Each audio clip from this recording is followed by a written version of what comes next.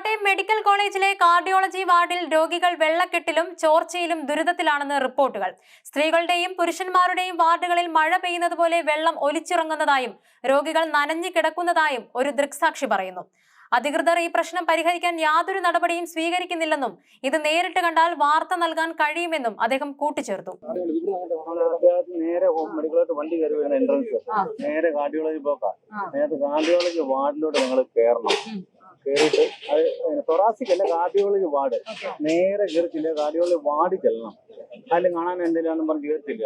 എന്നിട്ട് അതിന്റെ ഈ രണ്ട് ആണുങ്ങൾ ലേഡീസിന്റെ വാർഡിലും പുരുഷന്മാരുടെ വാർഡിലും ഇതുപോലെ വെള്ളം വീണിട്ടിരിക്കും. മഴ പെയ്യുന്നവരെ ഈ രോഗികൾ മുഴുവൻ നനഞ്ഞ കിടക്കണം. അത്രയും അത് അതിന്റെ ചോർച്ച പോലും മാറ്റാനായിട്ട് ഇവരെ കൊണ്ട് സാധിക്കും. നിങ്ങൾക്ക് ലൈവ് ഇപ്പൊ കണ്ടാൽ നിങ്ങൾക്ക് ന്യൂസ് കൊടുക്കാൻ പറ്റും. പോകുന്നവരുടെ ഈ 100 പുരുഷന്മാര് 100 വനിതകളെ നടക്കുന്ന വാർഡാണ് കോട്ടയം കാർഡിയോളജി വാർഡ്. ഈ വാർഡിൽ നനഞ്ഞ് വെള്ളത്തിലാണ് ഇരിക്കുന്നത് കൂട്ടിരിപ്പുകാരും. നിവൃത്തിയില്ലാതെ അറ്റാക്ക് വന്ന് വരുന്നവൻ എന്നാ ചെയ്യാൻ പറ്റുമോ? നനച്ചിലാണ് അധികാരികളെല്ലാം പറയുന്നത്. ഇവരൊന്നും പറയുന്നില്ല. ഇവര് പറയുന്നത് ഇതിന് മേലെ തൊറാസിക്കിന്റെ തിയേറ്ററാ കാർഡിയോളജിയുടെ. ഈ തിയേറ്ററിന്റെ AC ആണ്ട് അതിന്റെ ഈർപ്പം വരുന്നതാണെങ്കിൽ ഇവര് കാരണം പറയുന്നത്. അതൊന്നും അല്ല കാരണം.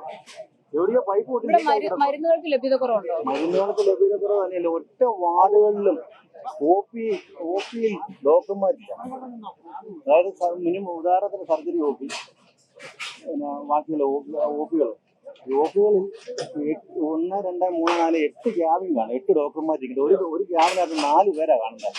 ഒരു പ്രൊഫസറും അല്ലെ 2 PG-ക്കാരും. ഒരു 2 ഡോക്ടർമാർ പോലും ഒരു OP-യില്ല. ഈ വരുന്ന രോഗികളിലും വൈകുന്നേരം വരെ നിന്ന് ഒരു മടുത്തിട്ടാണ്. അപ്പൊ ആ രോഗികളോട് ഇവരെന്താ പറയുന്നത്? അവര് ക്യൂ നിൽക്കുമല്ലോ. പാവപ്പെട്ടവനല്ലേ അവര്. മുടക്കാനില്ലാത്തവരെ എങ്ങനെ പ്രൈവറ്റ് പോകും? ഡോക്ടർ വരുമെന്ന് പ്രതീക്ഷിച്ച് ഇവർ വെയിറ്റ് ചെയ്യണം. ഡോക്ടറുണ്ട്. ഈ 4, 8, 7 മുറിക്കകത്ത് 2 മുറിക്കകത്ത് ഡോക്ടറുണ്ട്. 2 മുറിയുടെ വാതിൽ പോയി ക്യൂ നിൽക്കുക. ചോർച്ചയുടെ കാരണം കാർഡിയോളജി തിയേറ്ററിലെ AC-യുടെ ഈർപ്പമാണെന്ന് ചിലർ പറയുന്നുണ്ടെങ്കിലും ഇത് പൈപ്പ് പൊട്ടിയത് മൂലമാണെന്നാണ് വിവരം.